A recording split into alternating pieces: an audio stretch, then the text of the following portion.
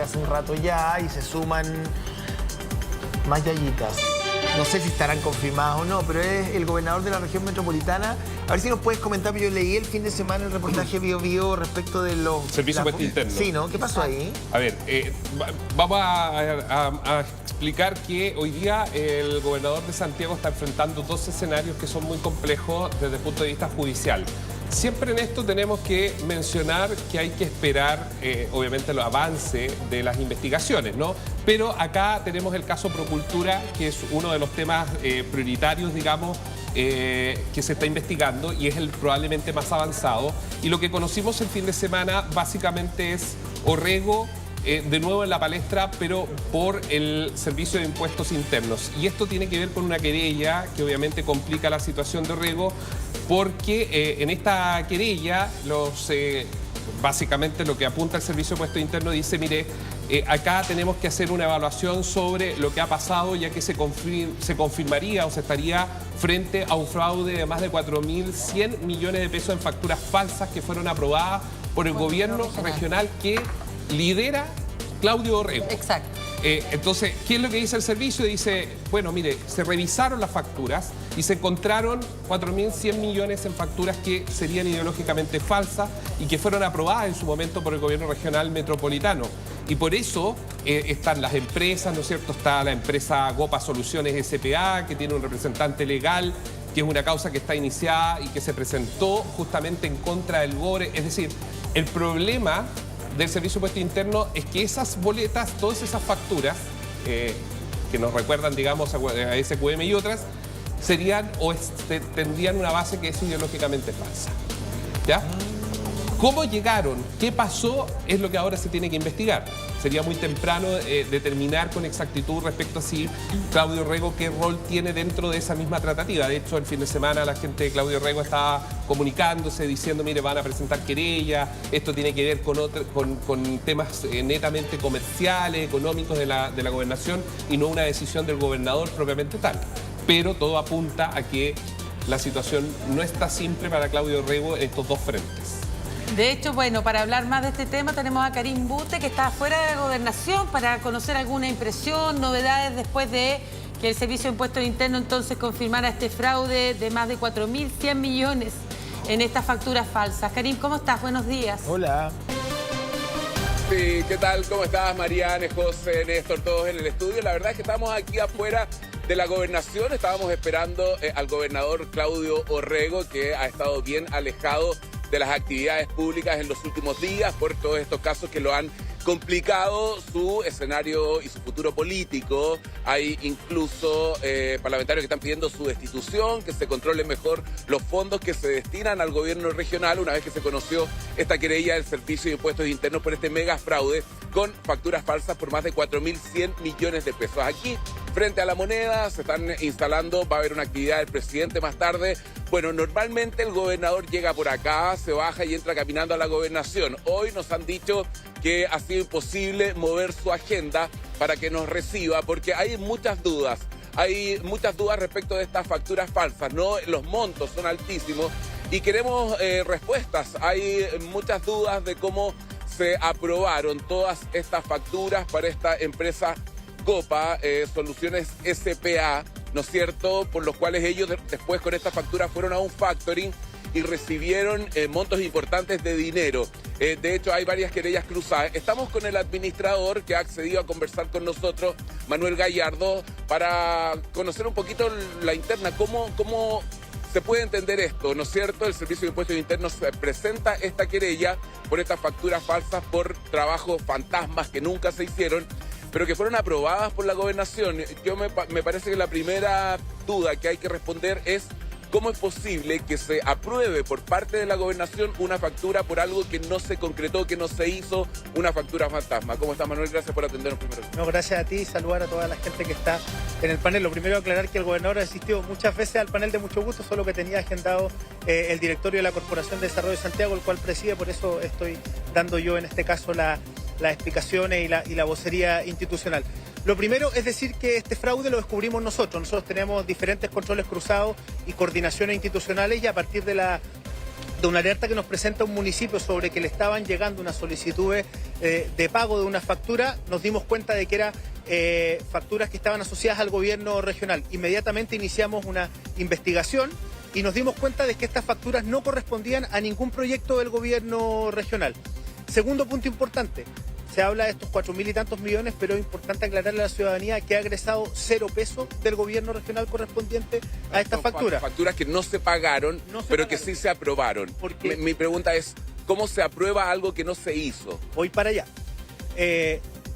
Descubrimos esto, 0 pesos egresado por parte del gobierno regional. En tercer lugar, ¿qué hicimos inmediatamente? Una investigación interna, iniciamos un sumario, echamos de la institución a un funcionario que nos dimos cuenta que era la persona que estaba involucrada en un eventual fraude. Y digo eventual porque si bien nosotros estamos querellados contra el funcionario, el exfuncionario y contra la empresa, es una cuestión que está en materia de investigación de la justicia, y también pusimos una denuncia ante la Comisión de Mercado Financiero, ante el Servicio de Impuestos Internos. A ver, Manuel, para que lo entendamos bien, había un funcionario de la gobernación que estaba coludido con esta empresa Copa Soluciones S.p.A. y que le enviaban las facturas y él las aprobaba. ¿Eso es la figura? Esa es la figura que nosotros efectivamente, por la cual nos querellamos. Y lo importante es lo del Servicio de Impuestos Internos, porque nosotros pusimos una denuncia también ante el Servicio de Impuestos Internos. Por lo tanto, la querella de la cual se mencionaba acá en el panel del Servicio de Impuestos Internos es una buena noticia para nosotros, porque se suma a la causa que nosotros ya estábamos de alguna manera denunciando ante el Ministerio Público. ¿Cómo funciona el sistema? ¿Qué es lo que te interesa a ti? Como administrador, estamos hablando de más de 60 facturas, no es una factura que se coló entre medio. Esto fue entre noviembre del año pasado y marzo de este año, cuando recién lo detectan. ¿Qué pasa con los controles internos? Ya. Lo primero es que nosotros justamente descubrimos este fraude a propósito de los controles cruzados que tenemos también en el trabajo con los municipios, porque es verdad, tú me lo preguntabas antes de iniciar, pero déjame responder, de que esta empresa sí tenía trabajos con el gobierno regional, se había adjudicado una escuela, una conservación de una escuela en el municipio de Quinta Normal, en donde la unidad técnica era el municipio y nosotros poníamos los recursos. ¿Qué es lo que sucede? Que para el GORE pagar una factura no se requiere únicamente aceptarla. La forma y los procedimientos de control cruzado que existen internamente es que las facturas llegan a un sistema, que el acepta DIPRES, después llegan al sistema acepta GORE, y tenemos hasta 8 días, un analista tiene hasta 8 días para aceptar o rechazar esta factura. Si no se pronuncia, al 8º día corrido se da por aceptada. Eso es ley de facturas, te puede pasar a ti, a mí como persona natural, a una empresa privada, al canal, a cualquier servicio público. ¿Qué es lo que pasaba acá? Que aquí simplemente se aceptaba la factura y después no venía el paso siguiente. ¿Qué es el paso siguiente? Es generar un estado de pago que tiene que ser aprobado por un jefe de departamento, por un jefe de división, que pasa a otra división, que se hace el examen de los documentos y que después recién se paga. Por eso es que estamos ante un fraude de una eventual colusión de un exfuncionario con o la empresa, nosotros nos queríamos contra la empresa, o miembros de la empresa, porque esa figura es un acto muy individual de parte de un funcionario en particular, que ni siquiera, de hecho, el propio jefe de departamento, de alguna manera, le llega esta factura si no viene acompañada del estado de pago. Eso claro, entiendo que lo que plantea el administrador, muchachos, de la gobernación, es que si bien se aprobaron, no se pagaron. El problema es que cuando estas facturas falsas, fantasmas, llegan a esta empresa va a un factoring. Y si el factoring le entrega el dinero, entonces el factoring ahora es quien debe intentar recuperar ese dinero y podría eventualmente ser un prejuicio para los fondos también del gobierno regional. Ya, pero el punto es el siguiente, el problema también. Más allá del tinglado contable, Manuel, lo saludo, más allá del tinglado contable que uno lo puede entender, digamos, una factura, se pasan, no se cumple el servicio, esos tipos van a un factoring, piden un crédito, después el factoring quiere recuperar esa plata, ya, un tinglado estadístico, financiero. Mi pregunta es anterior. ¿Cómo un exfuncionario crea una empresa como esa, digamos, con esas prácticas y con esos códigos, y pasa, digamos, toda la selección para eventualmente entregarle un servicio al gobierno de la región metropolitana? O sea, cualquiera de nosotros puede crear una empresa y tocar la puerta y decir, oye, mira, yo vengo a ofrecer servicios de pastelería. O sea, ¿cómo ustedes no detectan o cómo no se hace un trabajo de filtro para decir, mira, el gobierno de Chile, el Estado, trabaja con empresas más o menos serias? O sea, hay un problema, ese es el problema de ustedes, más que el tema de la factura, porque finalmente ustedes fueron engañados, estafados, como lo quieran llamar. Sí, solo para entender, entiendo, José Antonio, que la pregunta va en dos líneas. Una respecto como de el examen del funcionario, ¿no es cierto?, de cómo trabaja en el gobierno regional. Bueno, este era un funcionario que venía mucho antes de que nosotros asumiéramos esta gestión, era un funcionario más bien de carrera, y uno las cosas las descubre, vale la redundancia, hasta que las descubre. Entonces, apenas las descubrimos, iniciamos el sumario, después despedimos a esta persona e iniciamos las querellas y las denuncias correspondientes. Respecto de la empresa, como bien me preguntaba Karin al inicio, antes de partir el móvil, efectivamente ellos habían adjudicado vía licitación pública en un municipio algunas obras que eran financiadas por el gobierno regional. ¿Cómo funciona?